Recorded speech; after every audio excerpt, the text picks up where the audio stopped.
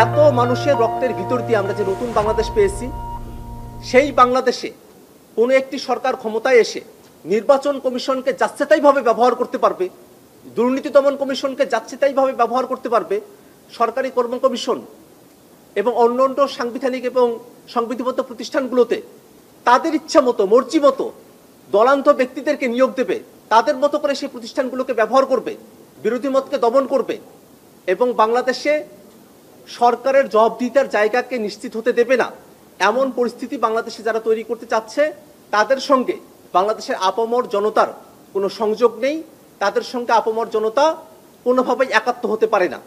আমরা মনে করি যে আজকের যে হাউস, এখানে ঐক্যমত্য কমিশনে রাজনৈতিক দলগুলোর প্রতিনিধিরা আছেন, জনগণের বৃহত্তর অংশ তারা কিন্তু এই রুমের বাইরে অপেক্ষা করছেন। তারা দেখছেন যে মৌলিক সংস্কারের প্রশ্নে কোন দলগুলো কোন পজিশন নিচ্ছে, কোন দলগুলো মৌলিক সংস্কারের প্রশ্নে বাধা হয়ে দাঁড়াচ্ছে।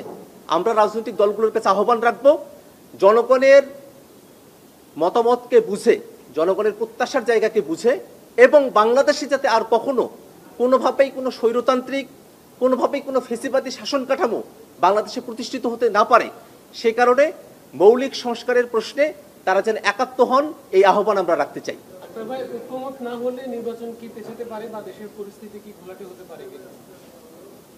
জাতীয় নাগরিক পার্টি এনসিপি শুরু থেকেই বলে আসছে যে এই অন্তর্বর্তীকালীন সরকার শুধুমাত্র নির্বাচন আয়োজন করাই তাদের দায়িত্ব নয়, বরং নির্বাচন আয়োজনের পূর্বে এই সরকারের অবশ্য পালনীয় কিছু কর্তব্যের জায়গা রয়েছে। জুলাই ঘোষণাপত্র প্রণয়ন করা, মৌলিক সংস্কারের ভিত্তিতে জুলাই সনদ ঘোষণা করা, বিচারকে দৃশ্যমান পর্যায়ে উন্নীত করা এবং নির্বাচনের জন্য লেভেল প্লেইং ফিল্ড এবং মাঠ পর্যায়ের প্রশাসনের নিরপেক্ষতা নিশ্চিত করা।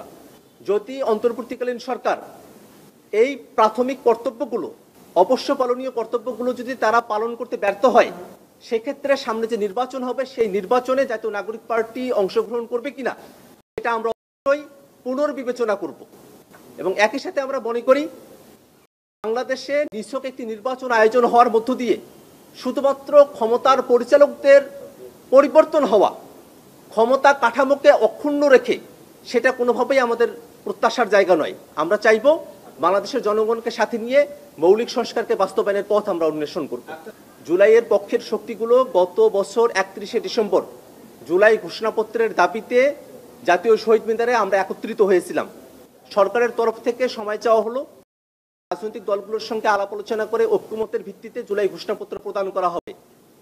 15 দিন, তারপরে ফেব্রুয়ারি মাসের অর্ধেক এবং সর্বশেষ আওয়ামী লীগের নিষিদ্ধের যখন আন্দোলন চলছে সেই সময়টাতে আরও 1 মাস সময় চাওয়া হলো। সে সময়কালও গত 25শে জুন শেষ হয়েছে, কিন্তু সরকারের তরফ থেকে এখনো পর্যন্ত জুলাই ঘোষণাপত্রকে বাস্তবায়ন করার, জারি করার কোনো উদ্যোগ আমরা দেখতে পাইনি।